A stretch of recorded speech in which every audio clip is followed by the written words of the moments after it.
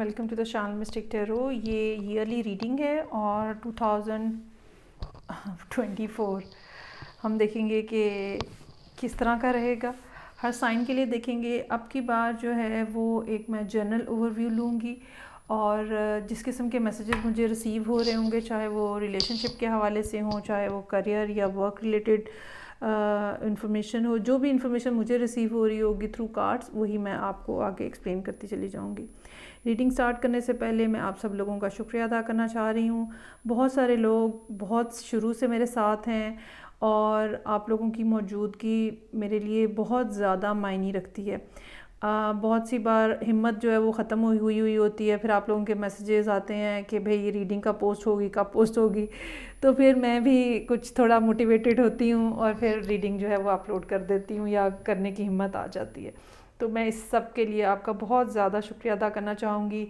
आप अगर नए हैं और अगर आप नहीं जानते मुझे, तो मैं आपको सजेस्ट करूँगी कि आप लास्ट ईयर की जो रीडिंग है वो ज़रूर निकाल के देखें। वहाँ से आपको आइडिया होगा कि मैं किस तरह का काम कर रही हूँ, किस किस्म की डिस्क्रिप्शन होती है मेरी और किस तरह से मैं चीज़ों को लेके चलती हूँ। तो अगेन रीडिंग स्टार्ट करने से पहले आप सब लोगों का बहुत बहुत शुक्रिया। मुझे उम्मीद है कि नए साल में भी आप लोग मेरे साथ मौजूद रहेंगे। अच्छा, इन तमाम रीडिंग्स में मैं 4 कार्ड्स ड्रॉ करूँगी। ये एक ऑरेकल डेक है जो कि थीम डिसाइड करेगा इसका रीडिंग का, और फिर इस थीम के अंडर जो 4 कार्ड्स होंगे उस थीम के अंडर हर एक महीने के लिए मैं एक कार्ड ड्रॉ करूँगी और एक तरह का हम एक ब्रॉड पर्सपेक्टिव जो है वो देखेंगे कि साल जो है वो आपके लिए कैसा रहने वाला है।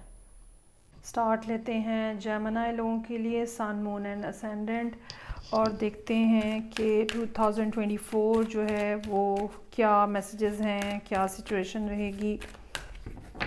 सो ड्रॉ करते हैं 4 थीम कार्ड्स। अच्छा जी, सबसे पहला कार्ड है जनवरी, फरवरी और मार्च के लिए, angel of balance. Then I have caring connections. उसके बाद है सेकंड चक्रा है आर्कएंजल एरियल का। Then I have temple path.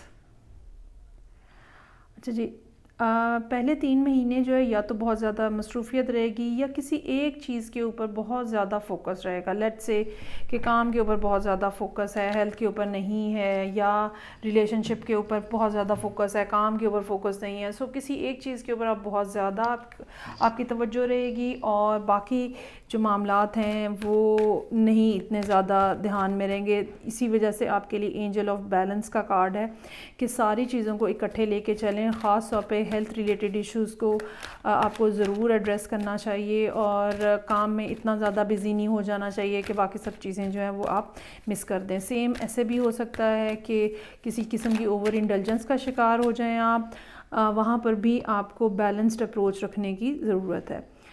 उसके बाद जी अप्रैल, मई, जून केयरिंग कनेक्शंस हैं। कुछ नए लोगों के साथ ताल्लुकात बन सकते हैं, रोमांटिक हो सकते हैं, लविंग और केयरिंग कनेक्शंस हैं यहाँ पे। उसके बाद यहाँ पे मेरे पास जो कार्ड है जुलाई, अगस्त, सितंबर, सेकंड चक्रा आर्कएंजल एरियल का, ये आपके सेकंड चक्रा की रिप्रेजेंटेशन है। कॉन्फिडेंस जो है वो आपका बिल्टअप होता हुआ नज़र आ रहा है, क्रिएटिविटी बिल्टअप होती हुई नज़र आ रही है इन महीनों में। फ़िज़िकल रिलेशनशिप की डिज़ायर बढ़ती हुई नज़र आ रही है, या आप ये कह लें कि किसी के लिए आपकी अट्रैक्शन जो है आपके दिल में वो बहुत ज़्यादा हो सकता है कि इंक्रीज़ हो जाए। और उसके बाद टेम्पल पाथ है। आखिरी 3 महीने अक्टूबर, नवंबर, दिसंबर हमें ये बता रहे हैं कि आपने जो जो कुछ फ़ैसले किए हैं, जो जो आपने डिसीजन लिए हुए हैं, या जो रास्ता आपने अपनी ज़िंदगी का चुना है वो बिल्कुल ठीक है, वो कामयाबी की तरफ जा रहा है। आपको बस ये ध्यान रखने की ज़रूरत है कि मोरालिटी जो है वो अटमोस्ट होनी चाहिए और उसके मुताबिक आपको चीज़ों को लेके चलना चाहिए। सो कार्ड्स ड्रॉ करना शुरू करते हैं। जनवरी, फरवरी, मार्च। जनवरी, फरवरी और मार्च।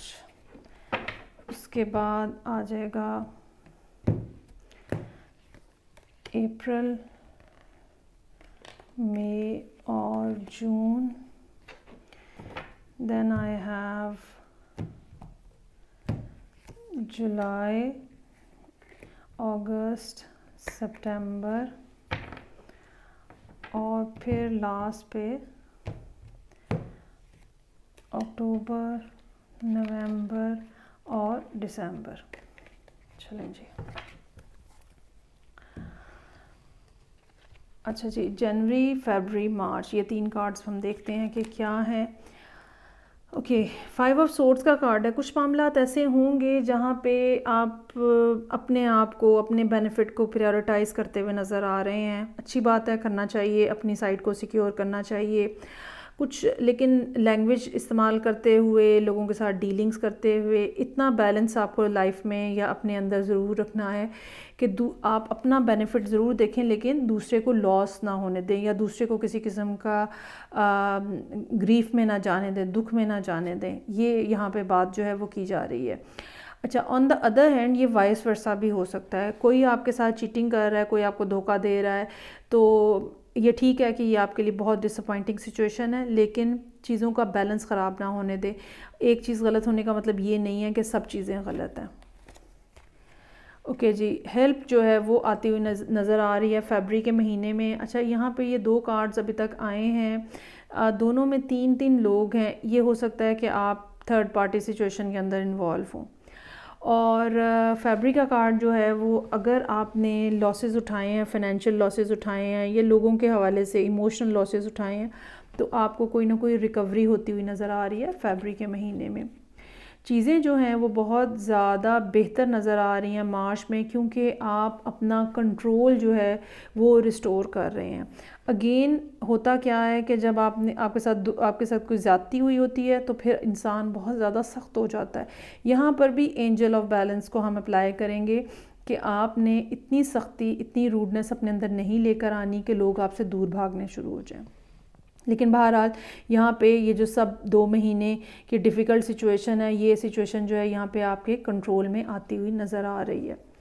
उसके बाद अप्रैल के अंदर 10 ऑफ कप्स का कार्ड है। फैमिली के हवाले से कोई ना कोई ब्लिसफुल सिचुएशन है। अगर आप ऑलरेडी एक मैरिड पर्सन हैं तो डेफ़िनेटली फैमिली के हवाले से कुछ ना कुछ खुशखबरी, कोई बात अच्छी या कुछ अच्छा टाइम या कुछ ना कुछ ऐसा जो अचीवमेंट के तौर पर आता है वो होता हुआ यहाँ पे नज़र आ रहा है। मई के महीने में अलबत्ता स्ट्रेंथ का कार्ड है। कुछ मामलात ऐसे रहेंगे जो आपकी पेशेंस को चेक करेंगे। ये भी हो सकता है कि डीप डाउन जो आपके ऐसी फीलिंग्स और ऐसे इमोशंस हैं जो कि आप किसी के साथ शेयर करते हुए घबराते होंगे, ठीक है, वो बहुत ज़्यादा बाहर आ रही हैं या वो बहुत ज़्यादा आपको पुश कर रही हैं, तो आपको अपने ऊपर कंट्रोल रखने की भी ज़रूरत रहेगी मई के महीने में। ओके जी, इसके बाद क्वीन ऑफ पेंटिकल्स है। ये कोई पर्सन हो सकता है जिसके साथ आप डील कर रहे हैं। ये भी हो सकता है कि आपकी एनर्जी के अंदर कुछ ना कुछ चेंज आ रहा हो। You are becoming more concerned about the family. You might be much worried about the whole family thing. इसमें बच्चे हैं, इसमें फाइनेंसेस हैं, इसमें फैमिली के में जो लोग हैं उनकी हेल्थ के इश्यूज हो सकते हैं। सो कुछ ना कुछ ऐसा जब आप बहुत सख्त एटीट्यूड से फिर एक केयरिंग एटीट्यूड के अंदर दाखिल होते हुए नज़र आ रहे हैं। उसके बाद ये कार्ड है मेरे पास जुलाई, अगस्त और सितंबर का। कुछ एक्सपेक्टेशंस हैं जो जुलाई के महीने में रहेंगी, ठीक है। ये लोगों के हवाले से, काम के हवाले से हो सकती हैं। जैसे फॉर एग्ज़ाम्पल कोई सर्टन प्रोजेक्ट आपने दिया हुआ है कंप्लीट करने का, या आपको लगता था ये काम इस टाइम तक हो जाएगा, तो वो चीज़ें जो हैं वो थोड़ा उसमें डिले आता हुआ नज़र आ रहा है। अच्छा, ये डिले जो है ये हो सकता है कि डिसअपॉइंटमेंट लेकर आए या फियर पैदा करे। तो सेकंड चक्रा आपका जो आर्कएंजल एरियल का कार्ड है वो हमें ये बता रहा है कि यकीन रखें, फेथ रखें यूनिवर्स के ऊपर, एंजल्स के ऊपर। आपको सपोर्ट की जा रही है। बहुत सारी ऐसी अनसीन एंटिटीज़ हैं, एंजल्स इनको हम कहते हैं, वो आपकी सपोर्ट के लिए मौजूद हैं। तो घबराएं नहीं, परेशान नहीं हो, अपनी क्रिएटिविटी को अलाइव रखें आप। ओके जी, उसके बाद दूसरा कार्ड जो है वो हाई प्रीस्टेस का कार्ड है। इस महीने में भी खामोशी रहने का इम्कान है। अगस्त का महीना है, हो सकता है कि लोगों के रवैये इस किस्म के हों जो कि आपको समझ ना आ रहे हों, और इनको समझने के लिए ज़रूरी है कि आप खामोश रहकर लोगों को ऑब्ज़र्व करें। बहुत सारी ऐसी बातें हो सकती हैं जो कि इस महीने आपको एहसास हो कि पर्दे के पीछे हो रही हैं, आपके सामने नहीं हैं, लेकिन अगर आप खामोशी से ऑब्ज़र्व करेंगे आपको उनके बारे में कुछ ना कुछ क्लू मिल जाएगा। ये महीना ऐसा रहेगा अगस्त का, जहाँ पे लोगों से पूछने की बजाय आपको देख कर समझ कर मामलात को डील करना पड़ेगा। फर्दर डिसअपॉइंटमेंट का कार्ड नज़र आ रहा है 3 ऑफ सोर्ड्स के साथ, और ये कार्ड जो है ये मेरे पास है यहाँ पे सितंबर के महीने के लिए। लोगों के साथ कम्युनिकेशन के हवाले से कुछ प्रॉब्लम हो सकती है, डिसअपॉइंटमेंट हो सकती है। वो कोई बात ऐसी कहते हुए नज़र आ सकते हैं जो कि आपके लिए तकलीफ़ का बायस बने। उसके बाद टेम्पल पाथ का कार्ड है यहाँ पे। लास्ट 3 मंथ्स हैं, आप अल्टीमेटली इस सारी पेनफुल सिचुएशन को छोड़ के आगे बढ़ रहे हैं। आप इन सब मसले मसाइल को छोड़ के आगे बढ़ने की कोशिश कर रहे हैं।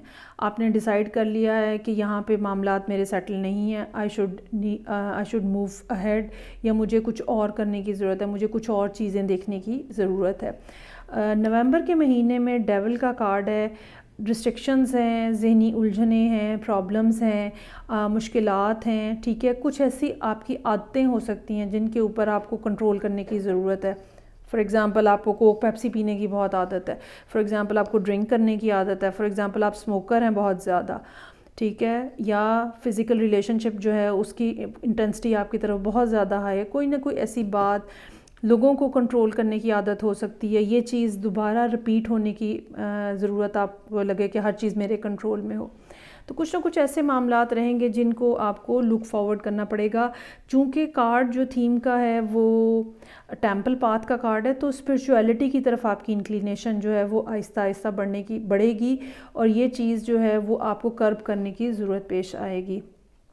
और फिर एंड ऑफ द ईयर दिसंबर का कार्ड जो है वो नाइट ऑफ कप्स का कार्ड है। अच्छा, एक जो बात इस कॉम्बिनेशन में मुझे नज़र आ रही है वो ये कि कहीं ना कहीं रिलेशनशिप के हवाले से यहाँ डिसअपॉइंटमेंट हो सकती है जो कि मुझे नज़र आ रही है, और आपका ये आदत है कि आप चीज़ों को कंट्रोल करना चाहते हैं, ठीक है, उस आदत को आपको कंट्रोल करना होगा।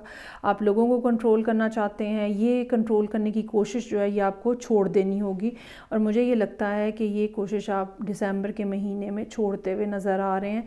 And you will be ready to present this cup of love to that person जिनसे आपको मोहब्बत है या जिनके साथ आप रिलेशनशिप बनाना चाह रहे हैं। सो ये थी रीडिंग जो कि जेमिनी लोगों के लिए थी। फीडबैक का मुझे इंतज़ार रहेगा। मैं आपसे नेक्स्ट रीडिंग से आप ही मिलूँगी। अपना बहुत ज़्यादा ख्याल रखिएगा। खुदा हाफिज़।